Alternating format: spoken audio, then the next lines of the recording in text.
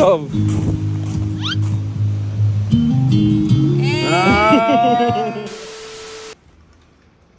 Lab, punta lang sa 7-Eleven ha. Gaya, bili mo ako chocolate.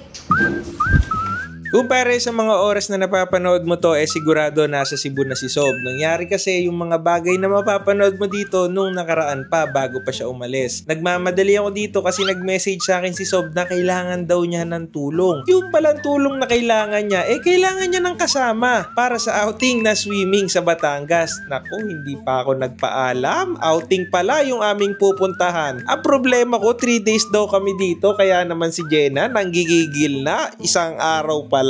Libre rin pala ni Sob itong outing na to. Wala kaming ginastos kahit piso. Yung pala, ito na yung farewell ni Sob dito sa aming grupo. Pero hindi niya pa inopen sa amin ng mga oras na to yung plano niya para sa Cebu. Ganyan kasi talaga si Sob. Ayaw niya nang nalulungkot kami. Kaya ang sinabi niya lang sa amin, mag-enjoy kayo. Gawin nyo lahat ng gusto nyo. Kaya naman, pagdating namin sa resort, nag-prepare na agad kami ng aming mga pagkain. Ayan ang aming almusal. At syempre, pagkatapos ng almusal, kulitan na. Oy! Oy! Ang swabe namang gumalaw niyan. Oh!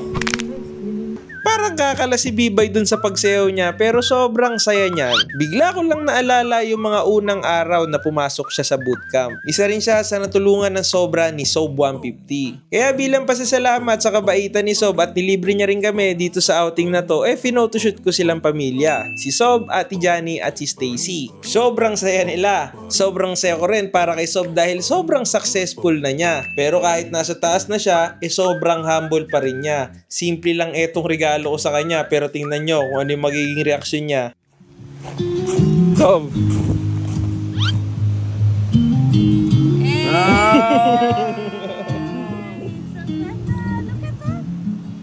Easy! Tito CJ! Ganda! Thank you, Jay! Matik, Sob.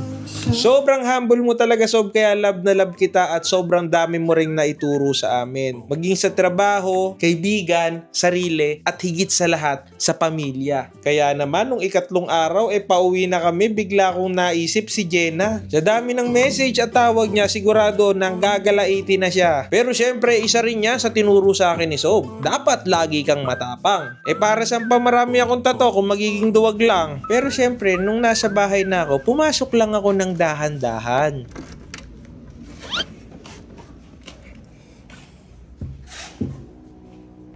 Agay talaga, hindi naman ako natatakot kay Jenna doon sa egg tray lang. At dahil meron tayong pinuntahang bagong lugar, syempre ipiprint natin yung the best picture na nakuha natin sa lugar na yan. Ang lugar pala na yan ay ang The BH Project at sa Batangas lang yan. Ito yung napili kong the best picture, ang family picture ni Sob. Napakaganda. Basta usapang pamilya, siguradong idol na idol kita. Kaya ako, di talaga ako nagpapa-under kay Jenna. Hanggang sa muli, paalam!